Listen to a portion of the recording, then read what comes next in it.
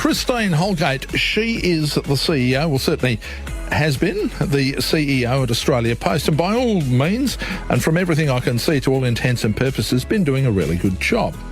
She's quit amongst what we might call the watch scandal, Watchgate, if we'll do that. She gave some senior executives some watches as a bonus for doing a good job. In other words, a little bit of a gift to say thank you very much, you've nailed it. But it poses some really big questions, this one. One of the first questions is this notion of, well, we might be a government instrumentality, but we work like we're a private business. Is that really true? And also, how does this play out in so many other ways? For example, if we look at the way governments do businesses, let me give you a scenario. This is a very, very true scenario. Alan Bond, the late Alan Bond, the notorious Alan Bond, once hired a fella from the Australian Tax Office to help reduce his tax, and he paid him $1 squillion to do it. And as a result, this person very, very effectively helped Alan Bond save a fortune in taxes. There was a time when Alan Bond's companies were all based in the Cook Islands. Of course, it was a ruse. It was all about avoiding taxes and doing so legitimately. So he would have argued he wasn't avoiding taxes, he was minimising taxes. But what's the key here, and how does this link back to Christine Holgate? The key is a senior tax official, and he was in what was known at the time as the Australian Tax Office's Legislation Interpretation Department. In other words, he understood what the laws were and how they worked. Let me ask you this question. If we then had somebody who was paid a mozza to remain in the tax office and collect lots more taxes, would the headlines say tax office pays really good person to do a wonderful job at collecting taxes, or would it simply say $1 million plus fat cat? I'm going with the second one, because people don't like the idea of those under taxpayer largesse receiving substantial sums of money. In the case of Christine Holgate, she was very well paid, something like about $1.6 million a year, which actually, in the great scheme of the world of CEOs, wasn't huge, but by yours and my reckoning, pretty good money. We would take it. But the other key here is, to all intents and purposes, and from everything I've been able to find out, the general consensus was she was really good at her job. So is what she did the wrong thing to do? If she's doing something that just gives a little bit of a thank you to a group of people who might have helped the organisation do better, it became political. In other words, whichever way you look at it, the government stuck its beak in an enterprise it claims is supposed to run private-like. In other words, you hire, one would hope, the right people for the job, and they do the job. And it goes from there. We're joined on the program by Jonathan Wolfrey. He's an HR expert at Talenting. And it poses a really big question, because I'll tell you right now, if you are an executive who could do a really good job, say for an organisation like Australia Post, let's just say hypothetically, you understand perfectly the challenges it's facing, what sort of changes it's going to have to make, how it's going to fit and still remain competitive and relevant in an online world, whilst at the same time keeping in the back of your mind the obligations it has as a fundamental post office for the Commonwealth of Australia. How could you do it? That's a big question. And as I mentioned, we're joined on the program by Jonathan Wolfrey from Talenting. Jonathan, thank you very much for your time. Do you mind if I call you John? No, absolutely. No, just checking. I wasn't going to assume otherwise. Thank you very much for joining us, and welcome to Perth tonight. Does this really paint the picture of the notion that you're running a government enterprise private-esque is actually a fallacy? The bottom line is you will be politically sacrificed if it is deemed or seemed expedient to do so. I think without a doubt. If this was a company that wasn't under the auspices of government, if its major shareholder wasn't the government, then it wouldn't be an issue. So definitely. I find it remarkable. Everything I've seen, all the indications are that Christine Holgate did an excellent job as the CEO of Australia Post. So why and how did this become an issue? And at some point, should somebody have said to the Prime Minister, listen, just dial it back, will you? Well, I think clearly, as general public, beholden to the government, who are the major shareholder of Australia Post, or the only shareholder, feel we have a say in this, and feel we are shareholders, and feel that we sometimes can dip in and have a say in how the company's run. And clearly, politicians, Scott Morrison's picked up on that. He didn't want to go to bat. Well, why didn't he go to bat? Seriously, why didn't he go to bat and say, well, okay, this was a decision that she made as the CEO. I'm not a micromanager. I'm not going to micromanage the business. Whether it's a decision I would have made had I been in that position, I don't know. Possibly I wouldn't have done it. Possibly I might have done it. But nonetheless, we have a look at Australia Post and the way Christine Holgate's running it, and it seems to be running fine. And if she's made one decision that maybe we could question, well, okay, we'll look at that and we'll maybe make some sort of rational assessment. But in the meantime, I'd have been thinking to myself, I'm not going to sacrifice a good CEO on the altar of what appears to be political expediency because a few people are baying for blood. Yeah, definitely. Well, as we know, this happened in 2018 and only come to light recently because Labor senators brought it out at Senate estimates. So if Scott Morrison got on the front foot and said, I'm happy with this, it's appropriate, then he's running the risk of defending people getting cardio watches. And we know that he's had a few challenges with the Sydney airport situation recently and clearly didn't want to be the one formally defending someone who bought cardio watches, rightly or wrongly, because he knows where the Labor Party sits on that because they are the ones that... Couldn't he say it's none of my business and at the same time turn around to the Labor Party and say, what, are you planning to micromanage this business, or are you going to leave what is a very good CEO to run it, even if there are some aspects? I mean, do you think the ALP's union mates haven't given people bonuses who've achieved something in their own jobs, and whether that's shouting them a free weekend away or whether that's a holiday overseas, whatever it may have been? People have been doing this sort of stuff all the time, and it's nothing new.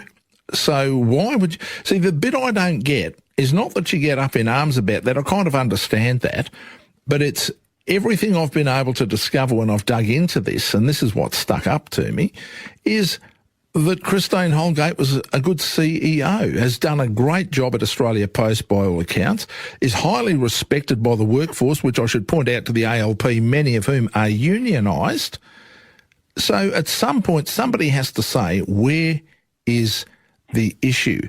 And doesn't that mean that as a politician, you actually have to have the stones to stand up and say, nothing to see here, folks, move on? Well, Chris, you'd know better than I the way politics work sometimes. I think it was well within Scott's remit to say this is an operational issue, nothing concerning me, and let it go at that. But as soon as he made the decision to speak up on it, he probably had to stick to his guns. And I think he probably welcomed the opportunity to be seen as someone that stands up to corporate Australia, because he's had a bit of a reputation at times as someone who doesn't and looks after his mates. So it probably suited his political purposes rather than actually was based on the merits of the case. So we then get back to this other question. Why on earth would any competent individual put their hand up to work for a government organisation when they know, even if what they do is perfectly legal, perfectly reasonable within the definition of the operation of any business, but still know they could be sacrificed on the political altar simply because it happens to be expedient for politicians of the day to do so? What that says to me is, if you are a CEO, under no circumstances offer your knowledge, expertise, or anything else to the public sector, because you run the risk of being somebody's political sacrifice.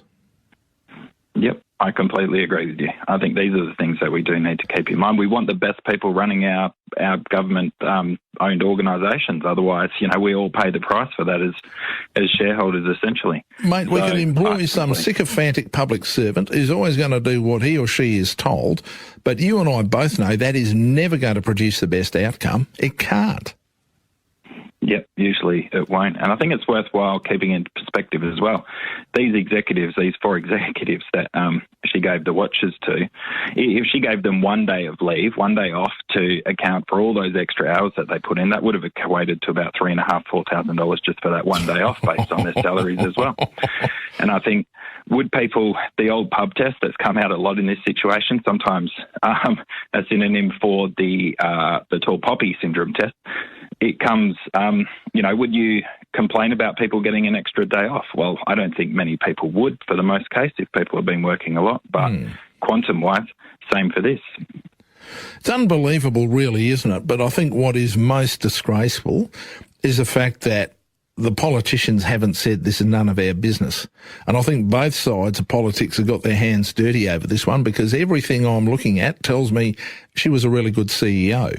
But it's the other message that comes out of this, and it says to people who are really good at their jobs, don't go down the public sector path because you just might get sacrificed. Yeah, definitely. And to be honest, I think 5-10 years ago, and I did work in the public sector for a number of years, that's exactly what they would have said. But politics is a bit of a sport these days, and politicians look for opportunities to further their own position or their own perception in public, and the collateral damage is often not really their concern. I would wonder what sort of case she might now have to say that she was unfairly targeted. I mean, people have squealed about giving the watches, but nobody has suggested for one moment that what she did was illegal, because somehow I doubt it is. There's no problems with it. It's perfectly legal. She simply made a decision as to how she was going to reward people for their hard work, and she's now paid for it with a job. Somewhere along the line, you'd have to think a law firm would be looking for a phone number, wouldn't you? I think the way that she handled it, she probably isn't likely to go down that path. And I think the way that, she wasn't, well, I don't know what happened behind the scenes, but it didn't look to me that she was pushed to that degree. But what in her statements that she made today, she was reasonably complimentary of the government. She said she held no ill will. And I think any kind of person in the corporate world that's looking for another CEO... It's just a reflection of her as a person, isn't it? But you can bet your boots her next job she's going to make sure is a private enterprise job. Yeah, I don't think she comes away from this incredibly damaged, to be honest. Not in the commercial world. She probably won't get back to a government-owned organisation in a hurry on her own volition. But I think the dignity she left with... it's incredible, actually. Yeah, I think it's a true measure of the woman, the fact that she really did exit with a lot of dignity, but you can't help but think she'd have a genuine grievance, though, wouldn't she? Yeah, well, I'm sure she's behind closed doors and speaking to her friends and family, probably rolling her eyes and really frustrated. But does this paint a very, very large picture? I mentioned, as you would have heard in the intro, about Alan Bond. He hired a person from the tax office from their legislation interpretation department. Yeah, granted, this was over 30 years ago. But he was extremely effective in arranging Bond's tax affairs to such an extent he paid virtually no tax. In fact, I think there were a couple of years where the tax office actually effectively owed him money. You'd have to say that this person he hired, and it was all done legally, that's a point I want to make, there was nothing illegal. People argued the moral issues of it, but there was no question about the legal issues of it. It was all set up, it was all done legally. There is no doubt that people are often paid, in some instances, a great deal of money to circumvent the laws than to enforce them. Is there a message in there that says if we want to get good value out of people, if we want the best people managing the public service and the public sector generally at the top levels, that we have to get serious about removing politics from it, and also say that, yes, we do accept that we might actually have to pay people decent money. To you and me, it's a lot of money. I accept all of that. But let's be honest, most people in the executive world are earning more money than we are anyway. Yeah, definitely. I think in pure public service organisations, and most pure public service organisations, unlike Australia Post and government trading enterprises, tend to have director generals or secretaries, etc., that are reasonably well paid, not to a commercial level, and that are well left alone for the most part, unless there are certain political buttons that need to be pushed, etc. But this is just an organisation and an opportunity for the government to get stuck in there and overstep what they otherwise normally would do here because of the commercial aspects to it. So I think for the most part, we don't hear too much about senior public servants unless they get into this situation. But like I said earlier, it's just a bit of a political this sport. all stemmed from the fact that Australia Post is going through some cutbacks. Now, I understand that some people don't like the cutbacks to postal services, but what is also not understood, and this once again becomes a commercial decision, the old-fashioned snail mail to which we refer, it's smaller and diminishing in terms of quantity. There was a time when every day you get a whole raft of letters through your letterbox. Now, on an ever-increasing scale, and probably amplified by COVID-19, people are receiving many of those letters electronically, which means Australia Post is not involved in the equation. Now, there's no doubt that Christine Holgate made some decisions with respect to that, which were, by their very nature, commercial. And I would suggest she probably paid the price for it. Yeah, definitely. I think in my, understanding, and I'm not the expert on Australia Post's operations, that what was achieved by the executives with agreements with the bank in 2018 was really good for customers and really good for franchisees. And Christine was really well regarded as part of that. So what she actually achieved there was really beneficial to the Australian public and those that it served. So makes it even more ironic, doesn't it? It really does. It does. Hey, listen, thank you very much for joining us, Jonathan. Much appreciated. No worries. My pleasure, Chris. Jonathan Wolfrey is an HR expert with Talenting. And seriously, would you at any time go and work in the public sector? Think about that. You could be some politician's sacrificial goat. Would you go and work there? Think about that for a moment.